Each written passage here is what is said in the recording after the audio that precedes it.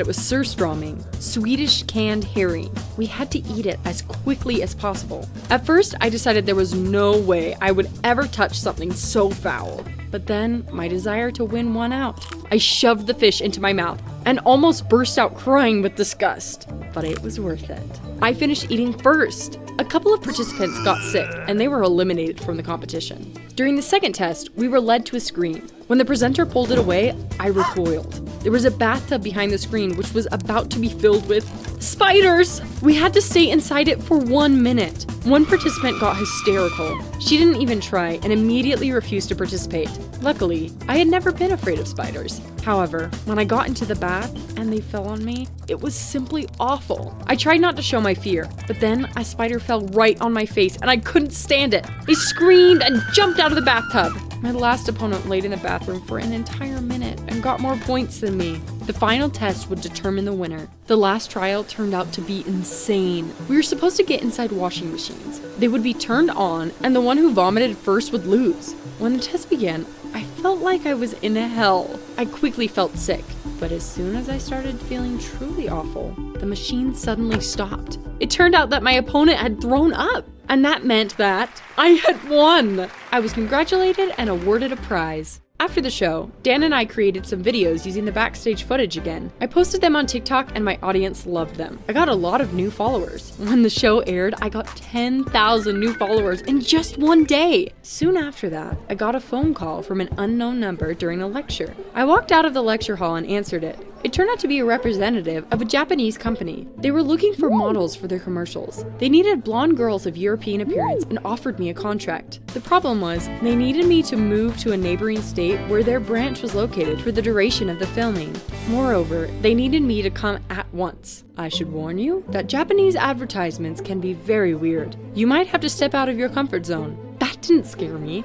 I was even happy. Those were amazing opportunities for my TikTok. I barely sat until the end of the lecture and rushed home. There, I packed my bag and got ready to leave. The company paid for my tickets and housing. Another actress lived in the apartment with me. Her name was Mickey, and we were supposed to star in the commercial together. We had a lot of common interests and quickly got along. As I was going to bed, I suddenly remembered that I hadn't told anyone about leaving. But it didn't really bother me. I would figure out what to do about uni, and my mom wasn't very interested in my life anyway. After sending a short message to Dan, I fell asleep. The next day, Mickey and I arrived on set. It was on a completely different level. So many people worked there. Many of them were Japanese. I immediately liked one young cameraman, flirted with him a little, and asked him to film some backstage footage for me. Of course, he couldn't resist and agreed. That day, we were filming an advertisement for cat food. The choreographer taught Mickey and me a dance, and then we performed it wearing cat costumes. There were real cats participating as well, so we had to film a lot of takes.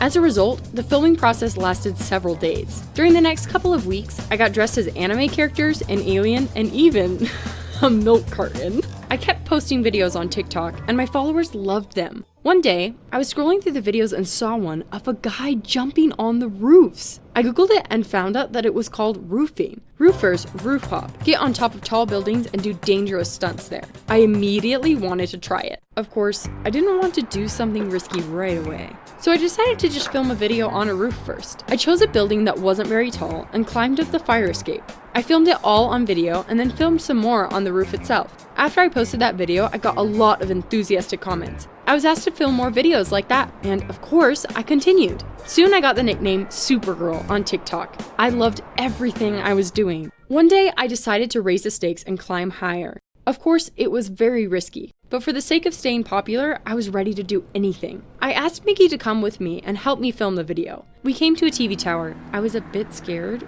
but it was too late to back out. Make sure that no one notices me. We don't need problems with the police. Mickey nodded in agreement and got ready to film me. I also had a purse with a phone hanging on my belt and planned to take a few photos after getting up. As I climbed up the TV tower, I tried not to look down. I had no idea how much time had passed. It felt like I had been climbing for ages. All of a sudden, sirens sounded below. I jerked in surprise and almost fell. Looking down, I saw that several police cars and fire trucks had pulled up to the TV tower. Oh no, how had they noticed me? A couple of firefighters immediately came up to the TV tower and started to help me get down. I could have done that myself. I was really afraid that they would arrest me and I wouldn't be able to act in the commercials anymore, but luckily, it all ended with just a fine. Mickey apologized for not being able to warn me in time, but I calmed her down and told her it wasn't her fault. We were about to leave when I noticed a familiar face among the firefighters. First, I thought I was imagining it, but then it couldn't be. Cedric! The fireman turned around and I recognized him as my high school crush.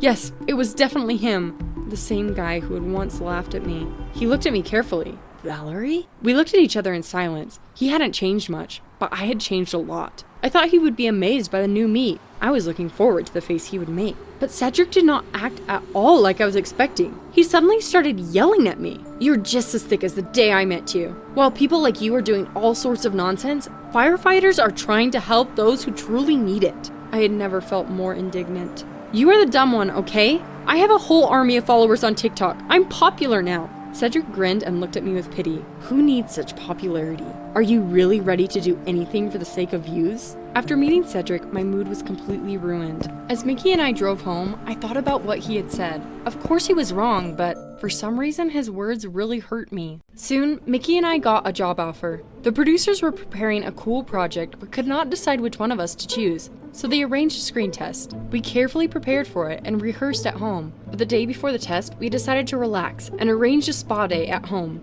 We tried different cosmetics and using peeling scrubs. Then, Mickey suddenly remembered a recipe for a homemade face mask. She quickly made it and suggested I try it. The mask didn't look very good, but Mickey promised that the result would be cool. I put it on my skin, left it for half an hour, and washed it off. If only I knew what would happen next. The next morning, I didn't need an alarm because I woke up from a weird feeling. My whole face was red and itching terribly. I was covered with ugly red pimples. Terrified, I ran into Mickey's room and started complaining, but she just smiled contentedly. That's when I realized what had happened. You did it on purpose! To get a role in the project! The worst part was that Mickey wasn't even trying to deny anything. Of course I did. I'm sorry, but it's nothing personal. I would have set you up earlier, but I just hadn't had a chance. I realized something else. Did you call the police at the TV tower too? I was hoping you would be arrested, but you got lucky. Okay, I have no time for this. I have to get ready for the screen test. In the end, I also came to the studio and tried to explain the situation, but the whole film crew was horrified by my appearance. I could wave goodbye to the project. Mickey got the role. In the end, I wandered aimlessly around the city. It was only at that moment that I remembered about Dan. My only real friend. He would have never done that to me. Since my move, he had often called and texted me, but I had never replied. I felt terribly ashamed of myself. I also felt guilty for how I had treated my mom. I'd never called her and hadn't even asked how my brother was doing. I found a table in a small cafe and started to read messages. To my surprise, I had also got emails from the university. At first, there had been warnings that I could be expelled if I didn't show up for the exams, and then I saw proof that those hadn't been empty threats. I couldn't believe it. I had really been expelled. I felt so awful that I burst into tears. But I quickly pulled myself together and decided to act. I wanted to become a real actress, and for that, I had to keep studying. That evening, I came back to my home state. I came to the university early in the morning, arranged a meeting with the rector, and begged him to let me keep studying. I'm sorry, but that's not possible. The papers have already been signed. Please give me another chance. I promise I will fix everything and try very hard. The conversation was long and difficult, but in the end, the rector suggested a compromise. I had to pass the exams I had missed, and I would only have one attempt. In the evening, while sitting with a pile of textbooks, I decided to call my mother, but she wouldn't talk to me. I went to our house. Mom met me with reproaches. She told me that my brother had severe pneumonia and was still in the hospital. I was shocked. When I arrived there, I saw that he had lost a lot of weight. He looked pitiful lying on the hospital bed, and I felt very sorry for him. For the upteenth time in recent days, I couldn't hold back my tears. Cedric had been right. I had been wasting my time doing dumb stuff.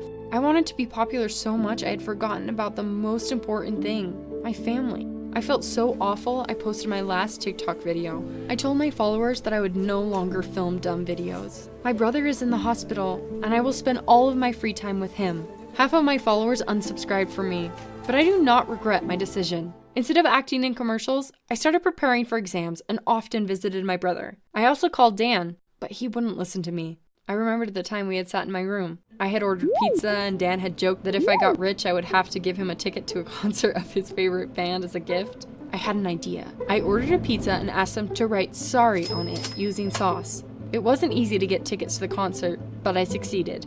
I asked the delivery guy to bring the ticket to Dan along with the pizza. Dan came to me a few hours later. He liked my gift, and we made up. We went to the concert together. Dan loved it.